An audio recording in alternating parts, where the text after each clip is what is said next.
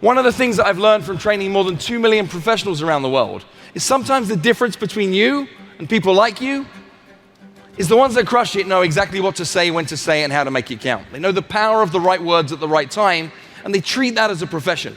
They do the work before the work to be ready to be able to make that difference. Phil Jones' keynote this morning to me was empowering. It was engaging. He's one of the better speakers I've seen. I've seen a lot of great speakers. It's going to make a difference in my business. Let's put it that way. So the content's been very much about building your environment to what you want. What's going to help you thrive, what's going to get you to take action, and what's going to get you to what that one thing is that you want to achieve in your career. Watching Phil Jones's speech this morning was an awesome experience. When is the worst time to think about the thing you're going to say? It's in the very moment when you're saying. It's in the very, very moment when you're saying. So our goal is to be able to elevate our thinking, elevate our approach to the conversations that we have. Really, there are only a few things that we need to be able to get better at if we're to look to be able to perform at hyper levels of performance right now. And if I asked a room full of people whether they wanted to do good at something, to do better at something, or do their best at something, what do you think most people pick? They pick the best. Now, I believe that that is a stupid belief. And I'll explain for why. Because best practices suppress performance. If there is a best way of doing things, that's as good as it gets, and that can look down at me. Best is only informed from the past. All the time I was trying my best, I made no progress. It wasn't until I decided to shift my focus from trying my best and to do the work to get better that all of a sudden that thing became easier. Same is true in any skill you're looking to master. Don't look at how to do your best, work to get better. And the fun part is, wherever you are at in your professional journey today, can you be better tomorrow than you are today? Better the day after that than you were previous. In fact, if you live on the relentless quest for better, you will soon find that over time, better always beats best. It was fantastic. We are so blessed to have an ecosystem where we bring in high-level talent. His book was phenomenal. It's changed my life. I read it constantly, and his presentation was awesome because it went a little bit deeper. It was awesome. I enjoyed it so much. Phil was amazing today. I love the fact that he immediately connected with the audience. The content that he brought made using different language so simple. I love that the psychology of our words have such a huge impact and influence on our customers and our clients, and that Phil breaks it down so it's super easy to remember. Quick question on the second set of words here is, who in this room would see themselves as open-minded? Take a look around, people, that's somewhere near everybody. I'm pretty sure the other hands wouldn't have raised regardless of what I asked. Could offer cash, cookies, or cake, still not going up. I mean, who are the people that never raise their hands when asked to raise their hands?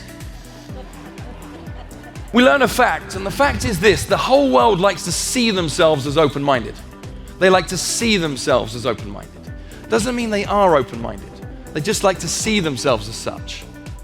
How does that fact become useful to us? Well, what it allows us to be able to do is to use it with a fair advantage to give people a fine reputation to live up to. See, again, if I wanted somebody to consider my idea, I'd simply ask them how open-minded they would be to considering that idea. And guess what? I've now got 90-10 odds in my favor. Phil was so engaging. It wasn't just the fact that he went out into the crowd and was talking and doing all that, but you really felt like he was having a conversation with you. Subconscious brain is powerful in the decision-making process. Why? Because it has a yes output and a no output. People think that no is the enemy of yes in the world of sales. It isn't. Maybe is the enemy. Indecision is the enemy. Be real with yourself for a second. Track back last 12 months. If everybody that thought about, considered, potentially maybe sold their house or bought a house actually acted upon that initial piece of fuel, what difference would it have made to your year, your life? It would be significant. So if you can talk to the part of somebody's brain that is fundamentally more decisive, then what you can do is you can increase the rate of action. And if you can increase the rate of action, you can increase the rate of transaction. Phil Jones's book, Exactly What to Say, is a book that you can't just read once. It's so simple, and we tend to overcomplicate everything. So to have such a nice framework right? To just really keep it easy and simple for us has been great for me. If anybody has the opportunity to read his books, I definitely recommend it. Whether you're in business, sales, you name it, it can be beneficial, or even just for your personal relationships, just to have more meaningful conversations. Let's borrow some basic psychology in that human beings are a lot like sheep. What do I mean by that? We're happy to follow a pack. That's why you're far more likely to believe 37 strangers on a Yelp review than any recommendation from your mother-in-law. So knowing that we are happy to follow a crowd, and knowing that you would like to be able to tell people what to do without them feeling like they're being told what to do, because you know they want to know what to do, next time you want to tell somebody what to do, simply explain to them what most people would do in that circumstance. And when you share with somebody, here's what most people would do in those circumstances, their little voice kicks off in head and says, aha, I'm most people. So I'm going to do that, and there's no way you can convince me otherwise. And I know what at least 12 of you in the room are thinking. You are thinking there is no way on earth that would work on me because I am not most people. So you know what I say to all of you that meet that criteria? I say, please, don't be like most people.